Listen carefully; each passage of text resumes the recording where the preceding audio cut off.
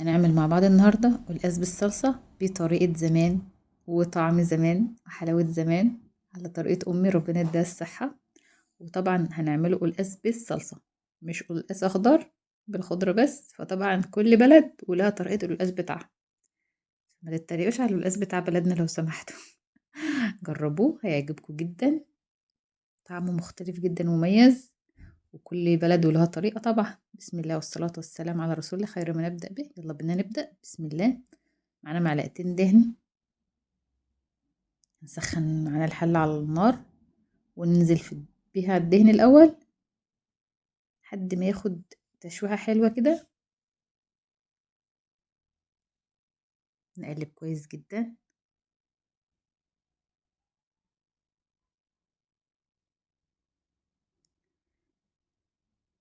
وننزل معانا كمان بمعلقة زيت عشان ايه، على صغيرة خالص، عشان نقلب كويس جدا الحاجات تنزل منها الدهون بتاعة الدهن. ويا ريت كل اللي بيتابعني يكتب لي بيعمل القلقاس بأنهي طريقة ومن أنهي بلد. احنا ده قلقاس الدقهلية، انتوا قولوا لنا ده قلقاس اللي انتوا بتعملوه منين. وبتعملوه بالصلصة ولا بتعملوه بالشوربة وخضرة بس. نقلب كويس جدا، وننزل معانا بمعلقتين توم كده او معلقة توم كبيرة مفرومة.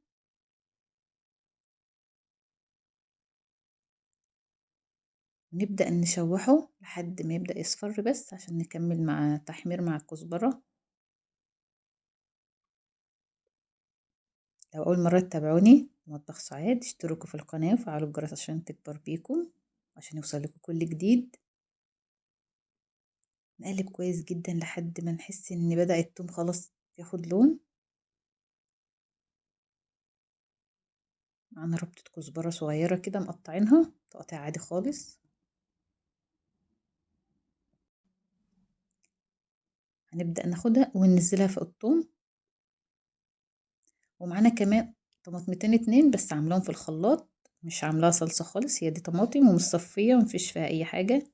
هننزل الاول معانا معلقتين الكزبرة الكبار دولا، ونبدأ بقى نشوح فيه لحد ما تحس ان هي خدت يعني تحميصة مع الثوم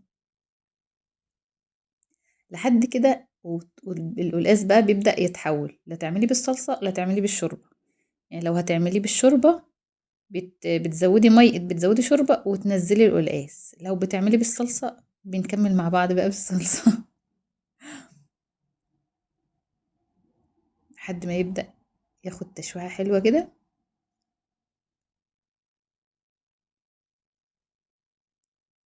طبعا طلع القلقاس بيتعمل بالكزبرة، وطلع بيتعمل بالسلق، وطلع بيتعمل بطرق كتير جدا. انا مكنتش عارفة بصراحة ان هو بيتعمل بكل ده. هينزل معانا بشوية ملح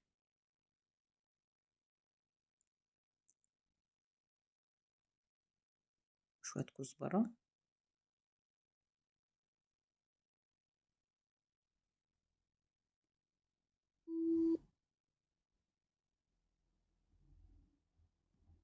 ونقلب كويس جدا كده لحد ما يتشوح مع بعضه.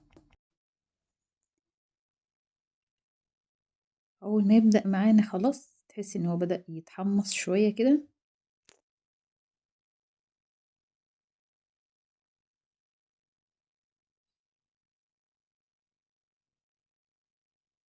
هوريه لكم. تحسي انه بدأ يتحمص الثوم مع الكزبرة الخضرا والكزبرة الناشفة، تحسي ان هو ايه بقى متحمص شوية. ننزل معانا بشوية صلصة، الصلصة بتاعتنا طماطم بس من غير تعصيجة ولا اي حاجة، هي متسبكتش لسه.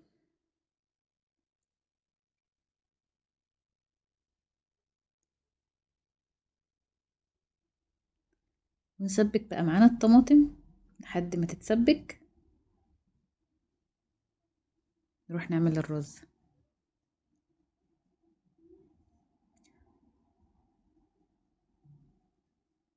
طبعا القلقاس بتاعنا النهاردة أرداحي من غير لحمة، عندنا شوربة بايتة فهنعمله بيها. هنحط شوية فلفل أسمر، ونغطيه بقى لحد ما الطماطم بتاعتنا تتسبك مع الثوم والكزبرة.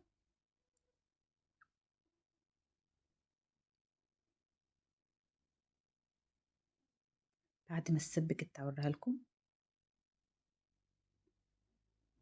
ريحتها تحفة، مفيش اسهل من كده، احلى من القلقاس بتاع الصلصة مفيش على فكرة.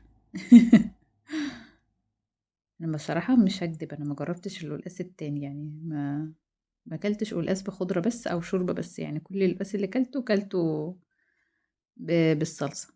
ده القلقاس بتاعنا كان في الفريزر، طبعا معيون مغسول ومتنشف مصفينه.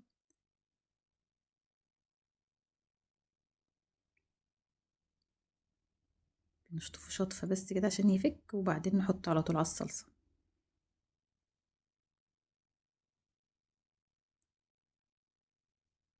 هنزوده بقى ايه، مج شوربة.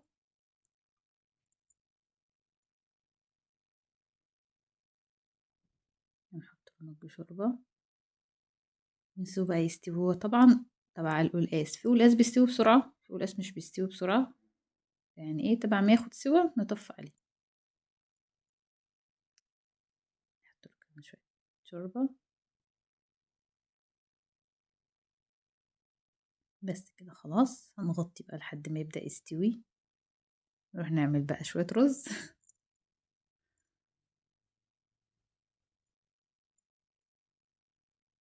ورجعنا لكم بعد ما استوى وريحته وطعمه تحفة. عملنا مع بقى رز حباية وحباية، يا نهار أبيض على الجمدان، هو أصلا يتاكل لوحده.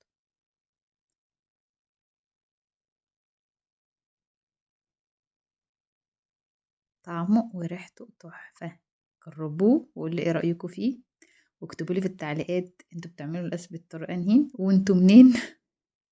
اللي بيتابعوني منين، وطريقة القلقاس بتاعتكم، لان طلع القلقاس يعني له طرق كتير جدا، بس انا عايزه اقول لكم ان هو خطير خطير.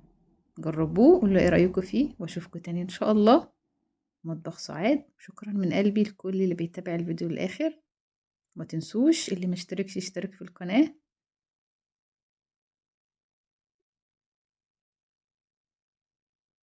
واكتبوا لي في التعليقات، لازم تكتبوا لي تعرفوني ايه الطريقة اللي انتوا بتعملوا بيها القلقاس، ونعمله تاني مع بعض ان شاء الله. باي باي.